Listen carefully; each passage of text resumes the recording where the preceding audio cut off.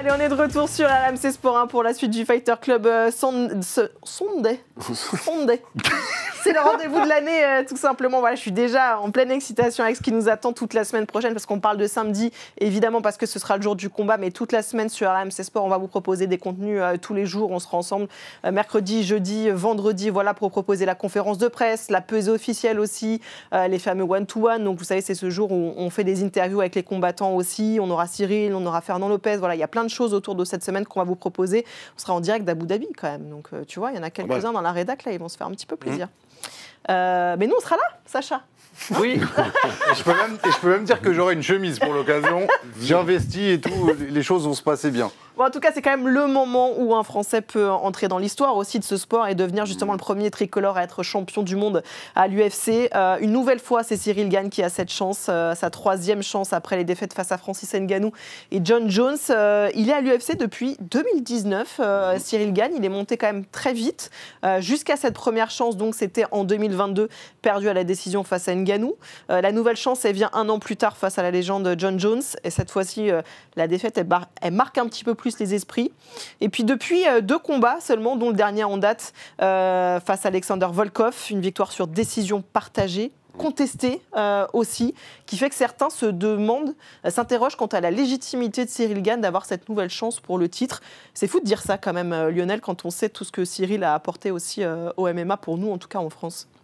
Ouais, je pense que non, il y a une légitimité pour qu'il aille la chercher. Ouais. La population, elle n'est pas énorme dans cette caté-là et ça reste c'est tout à fait logique. Ouais, cette défaite, tu vois, le lapsus, cette victoire face à Volkov, non, elle a fait beaucoup parler et notamment, on se rappelle de cette image quand Volkov sort de la cage et Dana White qui vient le voir en lui disant tu viens de te faire voler.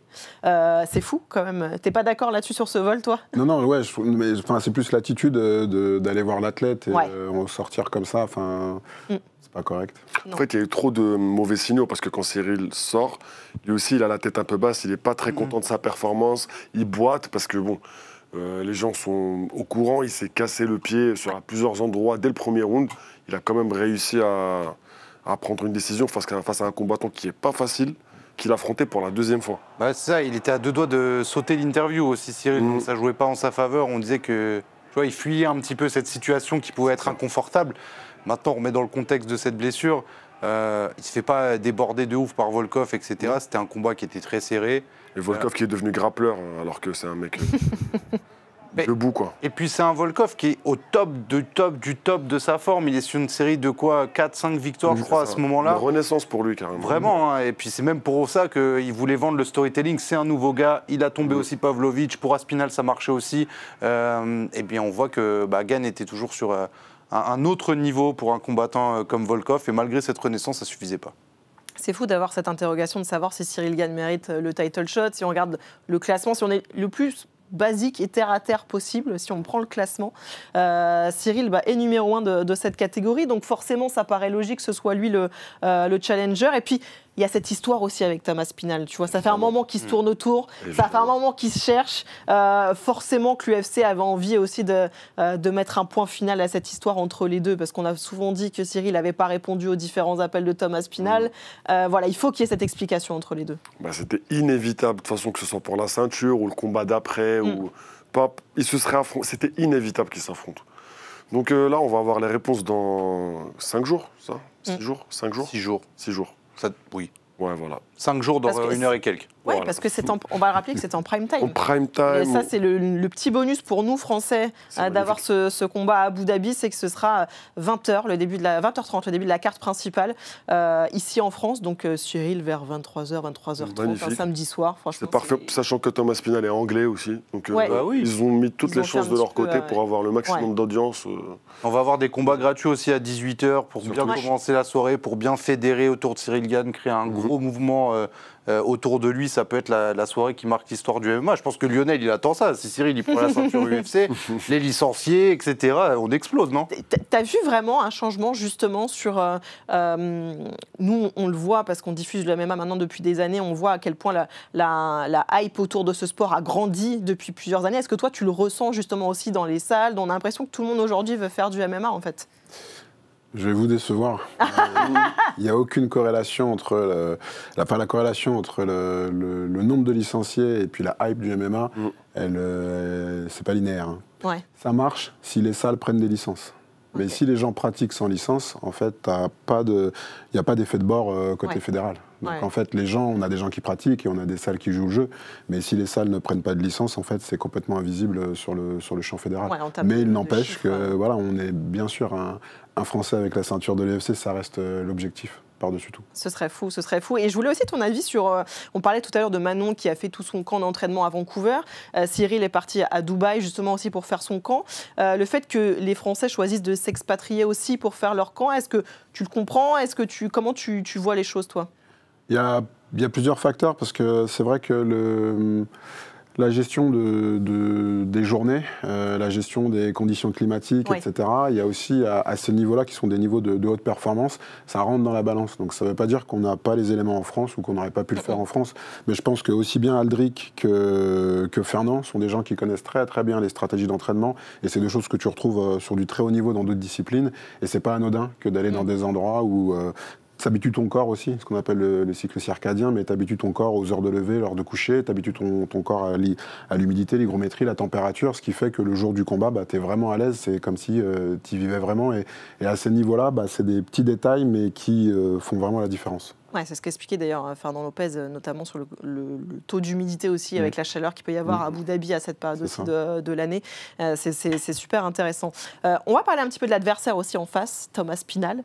D'ailleurs, excellent film, RMC Sport a trouvé sur YouTube, sur l'adversité aussi entre les deux hommes.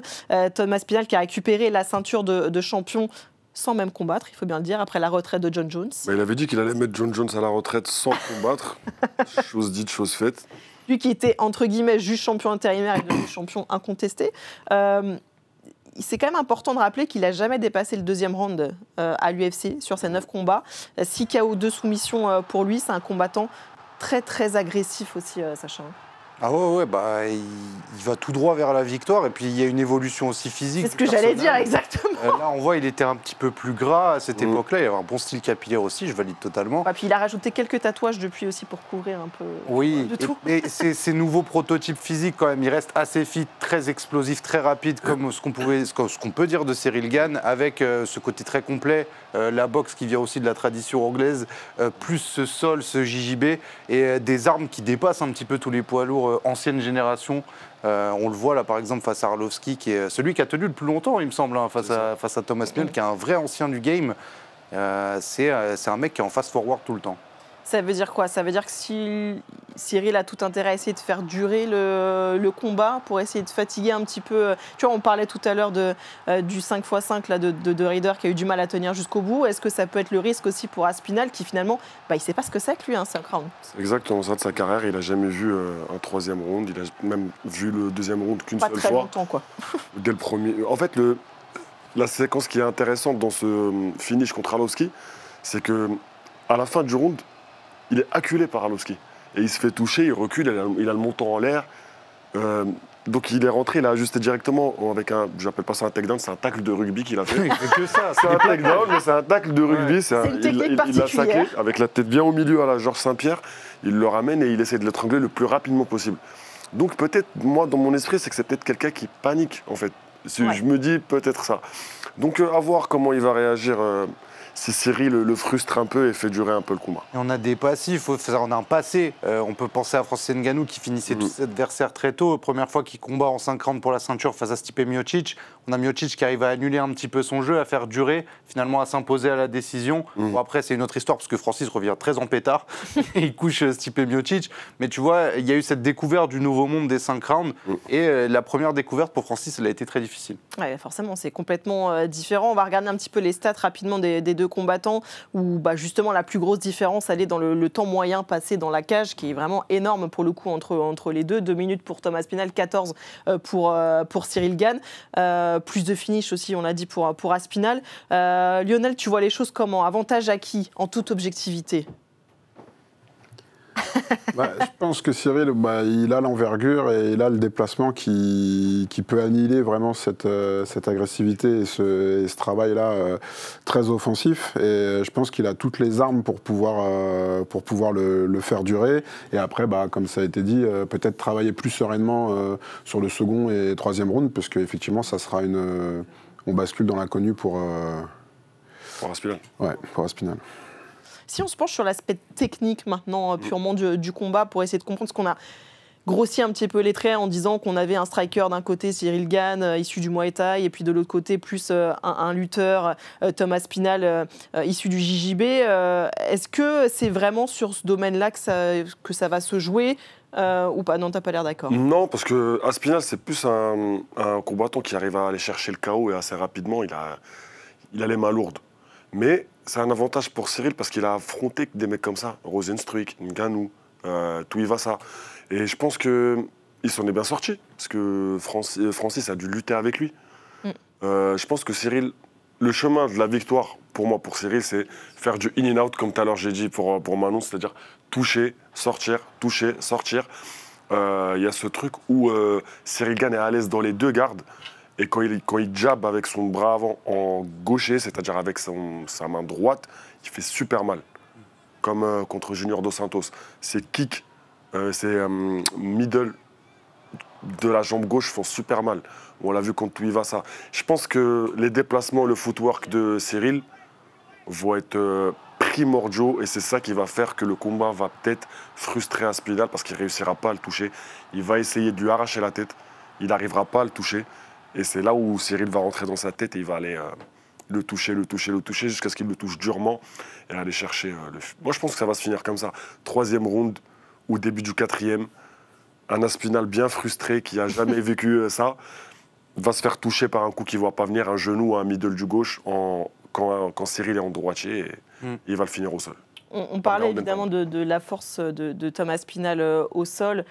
Pourquoi on évoque aussi ce compartiment-là du combat? C'est que beaucoup de gens ont ciblé ça chez Cyril Gane après la défaite face à John Jones, évidemment, et s'est dit c'est peut-être dans ce domaine-là qu'on peut aller chercher Cyril Gane. Oui, après, Jones, c'est une exception. Il y a beaucoup de puristes du grappling qui disent qu'Aspinal, c'est surtout un finisseur opportuniste, en fait, au sol. C'est pas forcément le pur technicien.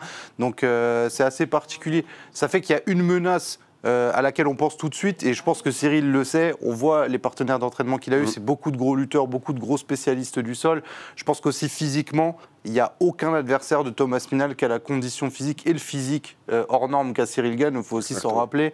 Il y a beaucoup de clés qui peuvent être liées à ça. Moi, je pense qu'il peut annuler ce sol-là parce que quand on voit les personnes qu'il a soumis à l'UFC, et c'était Arlovski qui était en fin de vie, on pense à Volkov qui, je pense, n'avait pas du tout le niveau au sol qu'il a aujourd'hui, tu vois. C'est un peu... Là, sur la fin, sur les derniers combats, on ne le voit pas aussi fort au sol, on le voit vraiment sur la patate, et je vais essayer de finir vite. Et c'est vraiment ce côté, comme on l'a dit, speed x2 qui fait qu'il est très très fort. On va écouter justement Cyril Gane sur ce compartiment-là, qui ne s'inquiète pas du tout. Pour le coup, lui, il est confiant en ses capacités aussi au sol, malgré ce que peuvent dire certains.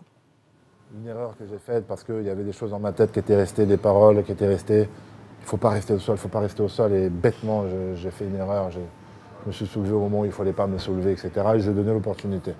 Ça a été une erreur qui m'a coûté très cher parce que John Jones, c'est John Jones.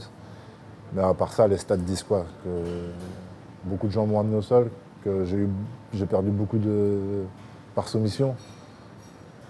Non. Les stats, elles ne disent pas ça. Elles disent tout le contraire.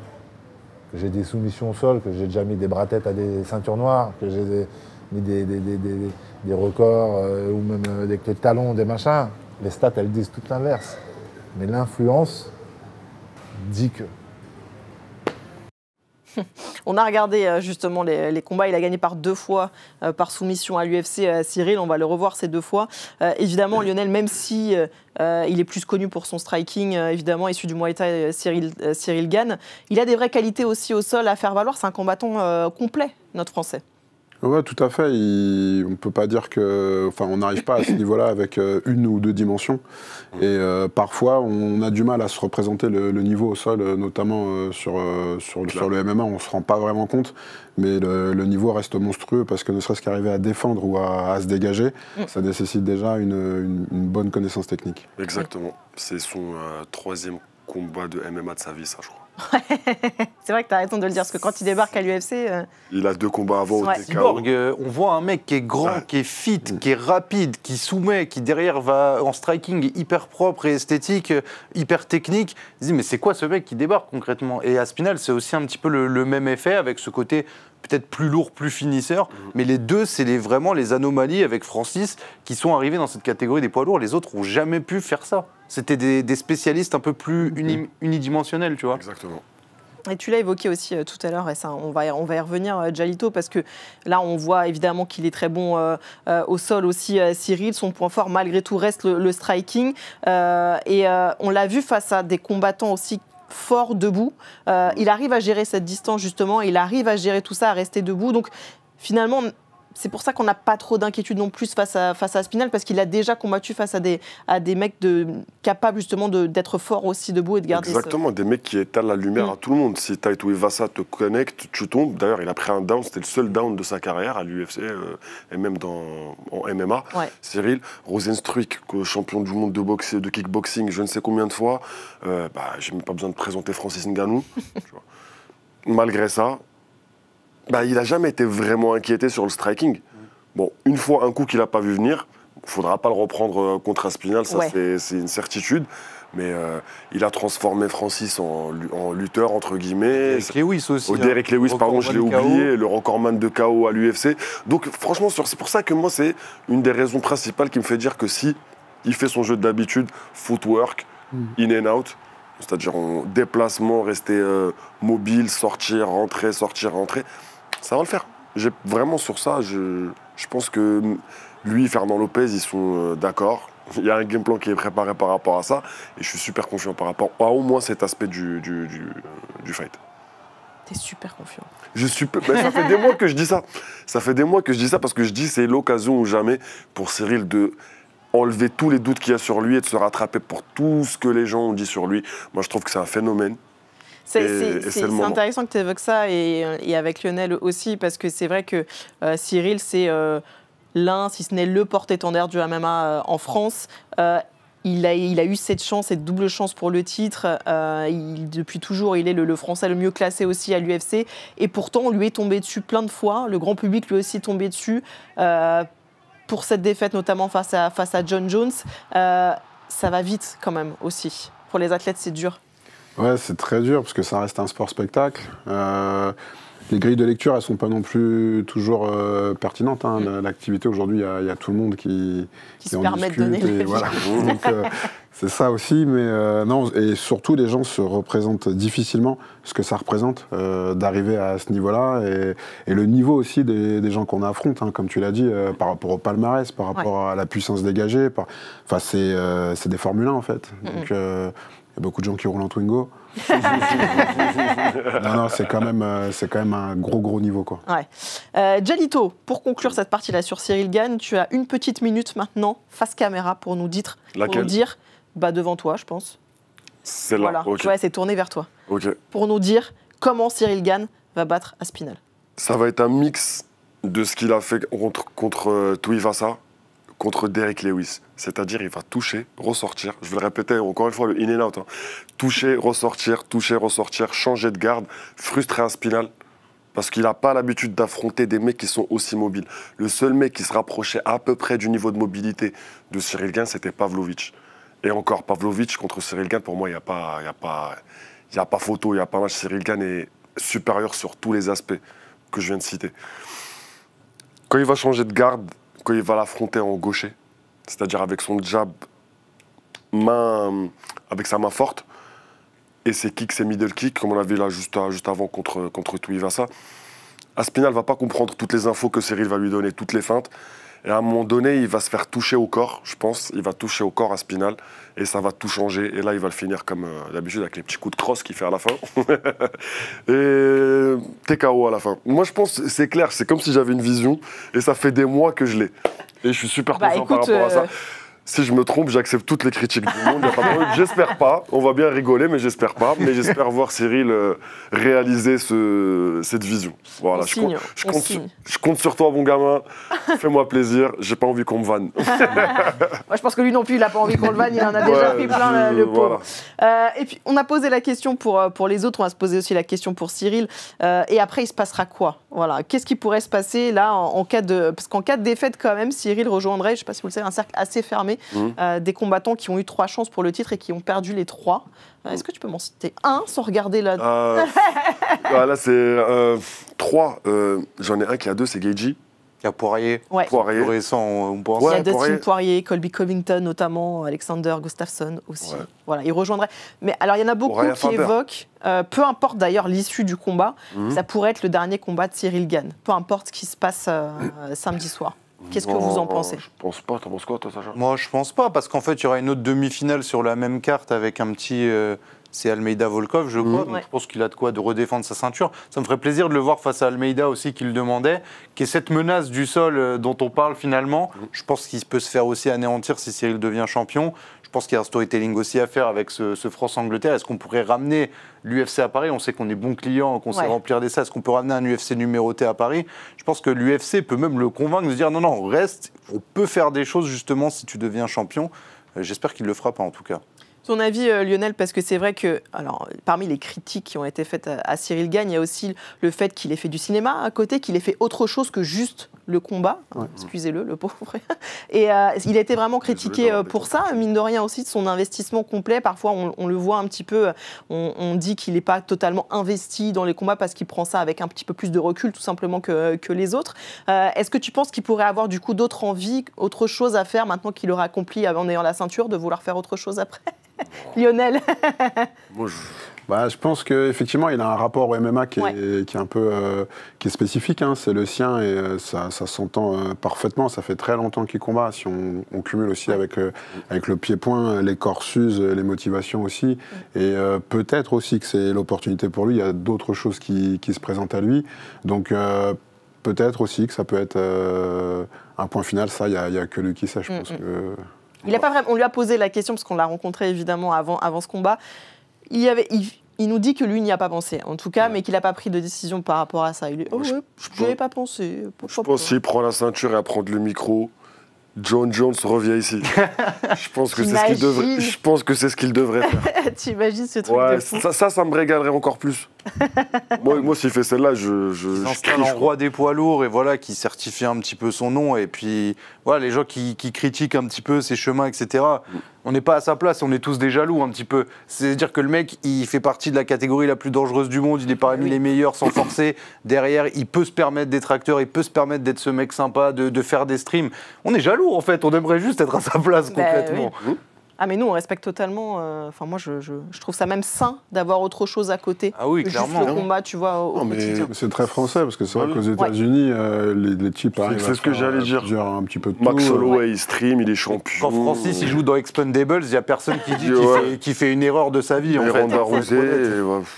Bon, en tout cas, on aura des éléments de réponse samedi prochain. Donc, on sera dès 20h en direct sur RMC Sport 1, 18h avant avec Sacha pour les préliminaires gratuitement sur la chaîne Twitch d'RMC Sport. Évidemment, toute la semaine pour proposer au mieux de vivre cette Fight Week en direct d'Abu Dhabi.